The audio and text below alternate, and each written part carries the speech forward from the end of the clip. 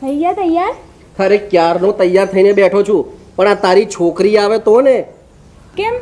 મારી છોકરી તો તમારી છોકરી નથી? હા, મારી છોકરી તો છે જ, પણ અસલ તારા જેવી છે, ખડ્ડૂસ. બસ હવે, એ મારા જેવી નહીં તમારા જેવી છે, જિદ્દીને હઠીલી. લો આવી ગયા મેડમ. કેમ મેડમ, આજે આટલું સ્કૂલમાંથી મોડી આવી? ક્યાં ગઈ હતી? અરે તને પૂછું છું, શું થયું? બેરી છે કે શું? આટલું બધું મોડું કેમ થયું? હું મારા ફ્રેન્ડના ત્યાં ગઈ હતી ડ્રોઈંગની બુક લેવા. લો ચાલ બેટા, તું ફટાફટ હાથ પગ ધોઈ લે, પછી હું તને તૈયાર કરું, પછી આપણે હોટલમાં જમવા જવાનું છે. મારે તમારા લોકોની સાથે જમવા નથી આવું. પણ કેમ? એ તમારે પૂછવાની જરૂર નથી. મારે તમારી સાથે હોટલમાં જમવા આવું નથી, અને આજ પછી મને બોલાવતા પણ નહીં. અરે આ ટુન્ની કેમ આવું કરે છે? એને કદાચ સ્કૂલમાં ટીચર વળ્યા હશે. તમે ચિંતા ના કરો, એની સાથે વાત કરું છું.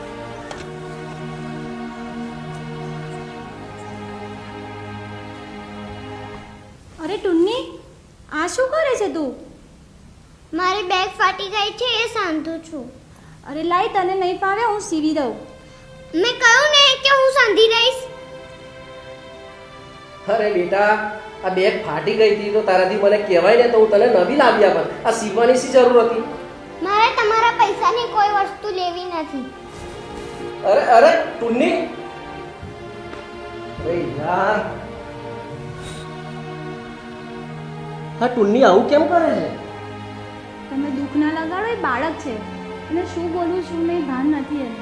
અરે પણ મેં એવી તો કઈ ભૂલ કરી કે મારી સાથે આવું વર્તન કરે છે? કે પછી મારા ઉછેરમાં કઈ કમી રહી ગઈ છે?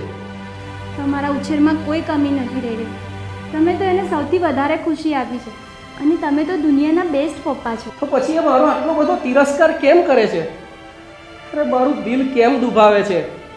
અરે મારી સાથે આટલી બધી નફરત કરે છે. મને પણ નથી સમજાતું કે ટુન્ની કેમ આવું કરે છે અને શું કામ કરે છે.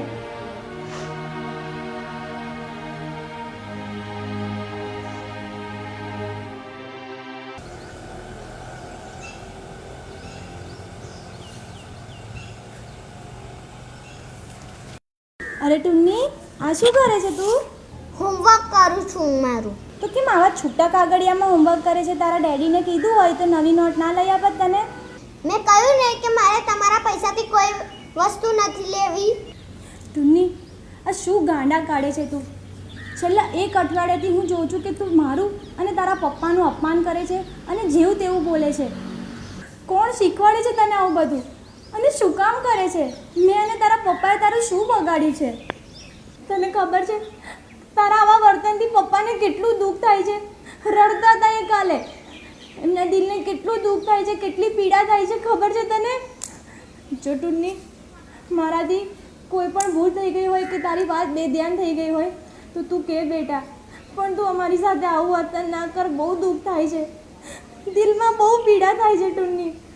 મેં કહ્યું ને મારે તમારા લોકો સાથે કોઈ વાત નથી કરવી. ટુન્ની,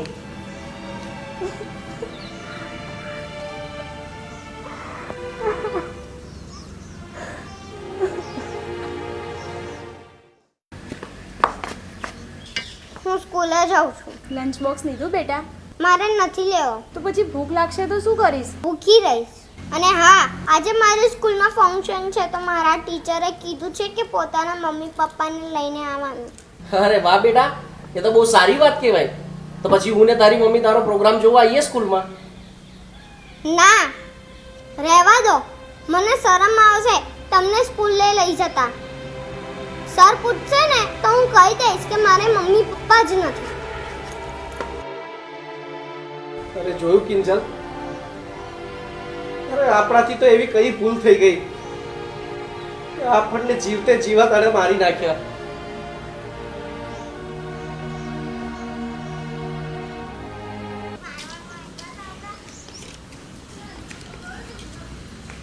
અરે ટુન્ની બેટા, બેસ, મારે તારી સાથે વાત કરવી છે.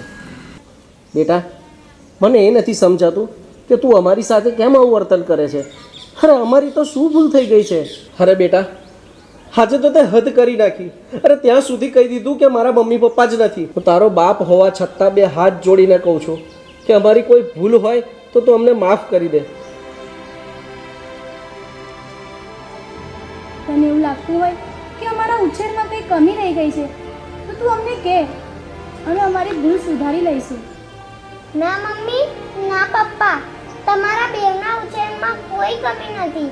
તમે બંને તો મારા બેસ્ટ મમ્મી પપ્પા છો. તો પછી બેટા અમારી સાથે આવું વર્તન કેમ કરે છે? પપ્પા, મમ્મી, તમે મને એ કહો કે મારા આવા વર્તનથી તમને કેટલું દુઃખ થયું?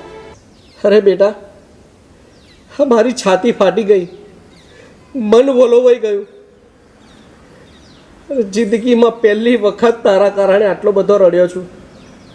તો વિચાર કર, એટલું બધું દુઃખ મને થયું છે. મમ્મી, પપ્પા, હું તમારા લોકોથી એક અઠવાડિયું નારાજ રહી તો તમને લોકોને કેટલું દુઃખ થયું? તો વિચાર કરો પપ્પા, 10 વર્ષથી મારા બીમાર દાદી માની ખબર સુદ્ધા લીધી છે તમે. એમને કેટલું દુઃખ થતું હશે. તમે દાદી માને એક નોકરના ભરોસે મૂકી દીધા છે. તારી વાત સાચી છે બેટા.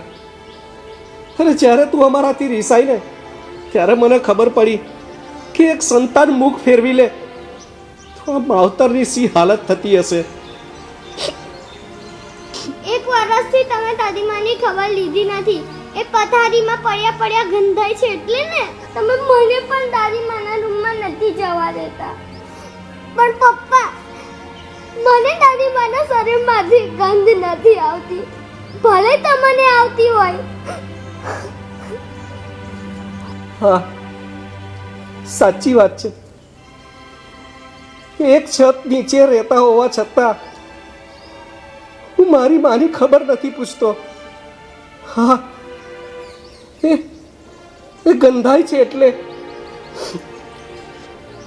પણ આજે તે મને સમજાવી દીધું કે એક માના શરીરમાંથી આવતી દુર્ગંધ તો પ્રભુના ચરણોમાં ચઢાવેલી ધૂપની સુવાસથી પણ વિશેષ હોય છે. બેટા, આજથી દાદીમાની દેખભાલ નોકર નહીં પણ આપણે કરીશું. ચાલ બેટા, ચાલ, અત્યારે દાદી પાસે જઈએ છે. ચાલ.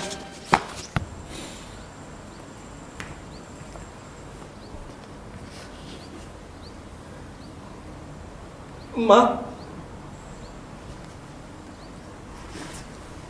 સતી બેટા, આવી ગયો તું?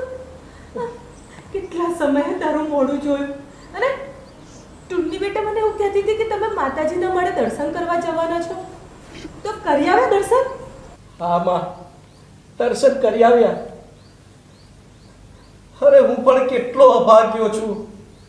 અરે મારા ઘરમાં સાક્ષાત માં બેઠી હોવા છતાં હું બહાર મંદિરોમાં માને શોધતો ફરું છું. છી. માં, મને માફ કરી દે. મારાથી બહુ મોટી ભૂલ થઈ ગઈ. માં, મને માફ કરી દે. દીકરા, આવું તો ચાલ્યા કરે, પણ એક વાત કહું, હું તમારા લોકોનું મોઢું નથી જોતી ને તો મને ચેન નથી પડતું. મને એકલું લાગે છે અને મારું મન મૂંઝાયા કરે છે. હું બીજું તો કાંઈ નથી માંગતી. મને ખાલી ક્યારેક ક્યારેક તમારા લોકોનું મોઢું બતાવતા રહેજો.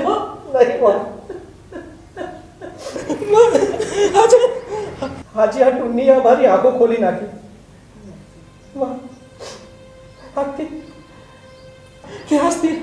આજથી તારી દેખભાલ આપણા નોકર રમેશભાઈ નહીં પણ અમે કરીશું. હા માં, હું વચન આપું છું કે આથી તને ક્યારેય એકલી નહીં મૂકીએ. હા માં. જોયું દોસ્તો, અરે સાક્ષાત તો માં આપણા ઘરમાં બેઠી હોય છે અને આપણે ક્યાં ક્યાં માને શોધતા ફરીએ છીએ. ગમ્યું હોય તો લાઈક. આ જગતમાં માવતરથી વિશેષ કંઈ જ નહીં હોતું. કૃષ્ણ કનૈયા.